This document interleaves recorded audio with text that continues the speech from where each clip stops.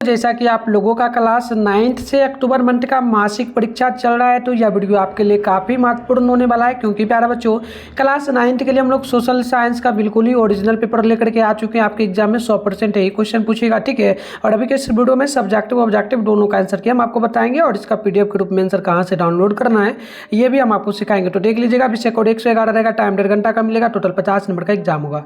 तो आइए फटाफट से आगे बढ़ते हैं। यहाँ पर देख लीजिएगा, टोटल जो आपसे पूछा ना, इसमें 30 क्वेश्चन है, 25 क्वेश्चन का ही आपको 24 क्वेश्चन का ही जवाब देना है, ठीक है। तो चलिए यहाँ पर देखिए कि क्वेश्चन को पहला है कि राष्ट्र संघ की स्थापना कब हुई। तो याद रखेंगे 1920 में, पहला का ए नंबर होगा। 2 नंबर की वुडरो विल्सन कौन थे। तो याद रखेंगे फ्रांस के प्रधानमंत्री, ऑप्शन सी होगा। आइए आगे बढ़ते हैं। क्वेश्चन नंबर 3 क्या बोला आपसे, बोला गया कि संयुक्त राष्ट्र संघ का सचिवालय कहाँ स्थित है। तो ये हो जाएगा पेरिस में, ऑप्शन नंबर आप लोग बी नंबर याद रखिएगा। क्वेश्चन नंबर 4 बोला कि संयुक्त राष्ट्र संघ का मुख्य अंग क्या है। तो याद रखेंगे इनमें से सभी, ऑप्शन नंबर डी होगा। और इसके बाद आपका जो है ना साइंस का इसके बाद आपका जो है ना इंग्लिश और मैथ का आ रहा है सब पेपर। तो आप चैनल को सब्सक्राइब करके तैयार रहो। चलो, संयुक्त राष्ट्र संघ दिवस कब मनाया जाता है। तो ये मनाया जाता है 24 अक्टूबर को। कब मनाया जाता है, 24 अक्टूबर को, ऑप्शन नंबर डी याद रखिएगा। 6 नंबर की संयुक्त राष्ट्र किस सम्मेलन का परिणाम था। तो याद रखेंगे सैन फ्रांसिस्को सम्मेलन। तो ऑप्शन नंबर सी बिल्कुल ही करेक्ट होगा। आइए आगे बढ़ते हैं। नेक्स्ट प्रश्न यहाँ पर जो है ना 60 नंबर आपसे बोला गया, प्रथम विश्व युद्ध की समाप्ति के कितने वर्ष बाद द्वितीय विश्व युद्ध शुरू हुआ। तो 20 वर्ष बाद, ऑप्शन नंबर आप लोग बी नंबर याद रखेंगे। 8 नंबर की सर्वोच्च न्यायालय भारत में कहाँ स्थापित है। तो याद रखेंगे दिल्ली में, राइट आंसर सी नंबर बिल्कुल ही करेक्ट होगा। आइए आगे बढ़ते हैं। क्वेश्चन नंबर 9 बोला जा रहा है कि किसी राज्य के राज्यपाल की नियुक्ति कौन करता है। तो मुख्य न्यायाधीश, ऑप्शन नंबर ए बिल्कुल ही जो है 9 का करेक्ट होगा। 10 नंबर के निम्न में से कौन मौलिक अधिकार है। तो याद रखेंगे मौलिक अधिकार इनमें से सभी होगा, ऑप्शन नंबर डी बिल्कुल ही करेक्ट होगा। आइए आगे बढ़ते हैं। देखिए नेक्स्ट क्वेश्चन क्या पूछा आपसे, 11 नंबर पूछा। ये 11 नंबर प्रश्न पूछा कि यंग इंडिया जो है ना यंग इंडिया किनकी प्रकाशक थे। तो इन यंग इंडिया पत्रिका के प्रकाशक कौन थे पूछा। तो यह हो जाएगा Mahatma Gandhi, option number A बिल्कुल ही करेक्ट होगा। 12 है कि भारत में मतदाता सूची में नाम होने के लिए न्यूनतम उम्र क्या है। तो 18 वर्ष, ऑप्शन नंबर क्या होगा, ए नंबर बिल्कुल ही करेक्ट हो जाएगा। ए नंबर क्या होगा, बिल्कुल ही करेक्ट होगा। नेक्स्ट क्वेश्चन आप लोग देखेंगे तो यहाँ पर 13 नंबर बोला गया, वर्तमान में भारत में कुल कितने उच्च न्यायालय हैं। तो 28, ऑप्शन नंबर आप लोग सी नंबर याद रखेंगे। 14 है कि उपराष्ट्रपति किस सदन का पदेन सभापति होता है। तो यह राज्यसभा का, ऑप्शन नंबर सी बिल्कुल ही करेक्ट होगा। आइए आगे बढ़ते हैं। नेक्स्ट प्रश्न यहाँ पर 15 नंबर बोला, किसी क्षेत्रीय अध्यक्ष की विषय वस्तु में सम्मिलित किया जाता है किस चीज़ को। तो इनमें से सभी को, राइट आंसर डी बिल्कुल ही करेक्ट हो जाएगा। 16 है कि भूगोल में क्षेत्रीय अध्ययन क्या कहलाता है। तो ये कहलाता है एक सिद्धांत, ऑप्शन नंबर बी बिल्कुल ही करेक्ट होगा। 17 नंबर प्रश्न को देख लीजिएगा, क्षेत्र में जाकर के इकट्ठे किए गए आंकड़ों को क्या कहा जाता है। तो प्राथमिक आंकड़ा, ऑप्शन नंबर बी बिल्कुल ही करेक्ट होगा।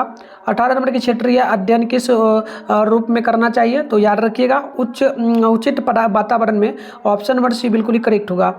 अगली प्रश्न आप लोग देखेंगे 19 नंबर की कोसी नदी का उद्गम स्थल क्या है। तो ये हो जाएगा मानसरोवर, ऑप्शन नंबर बी बिल्कुल ही करेक्ट होगा। 20 नंबर की भरतपुर पक्षी विहार कहाँ स्थित है। तो ये आपका स्थित हो जाएगा राजस्थान में, ऑप्शन नंबर सी बिल्कुल ही करेक्ट होगा।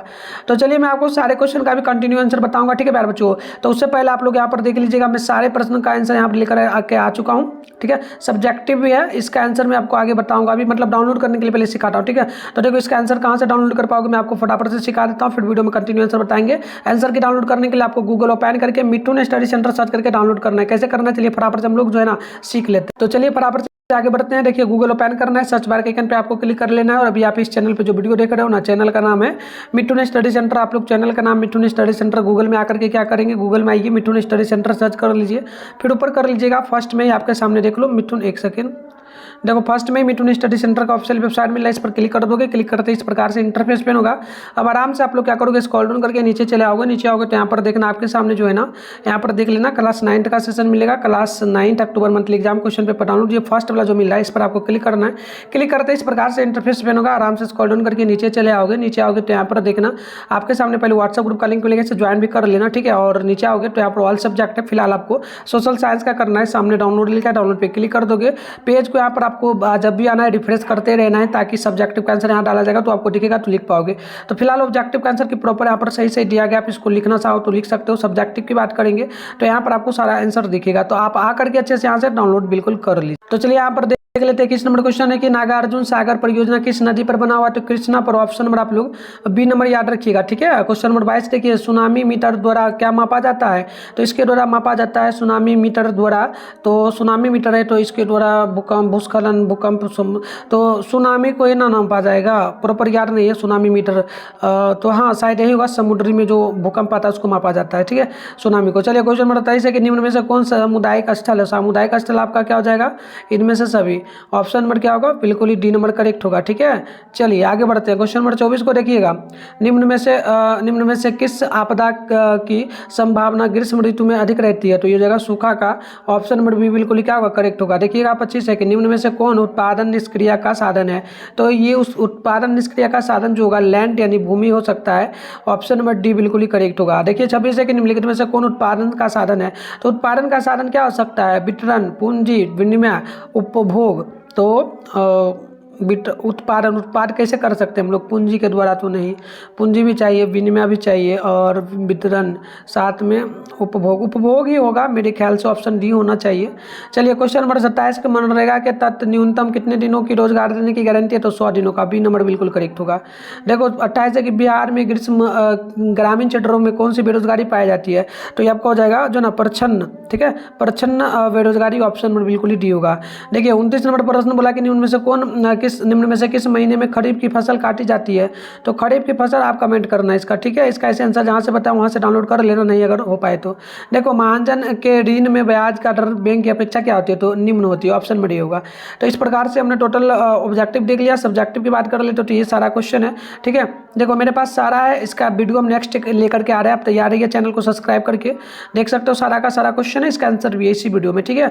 देखो पूरा का पूरा आंसर भी है, आप लोग चैनल को बस सब्सक्राइब करके रखो। जैसे कि 1 नंबर का आंसर हो जाएगा, 2 नंबर का हो जाएगा, 3 का हो जाएगा, तो आप लोग ना तैयार हो, चैनल को सब्सक्राइब करके हम आते हैं जस्ट। और तब तक के लिए बाय बाय।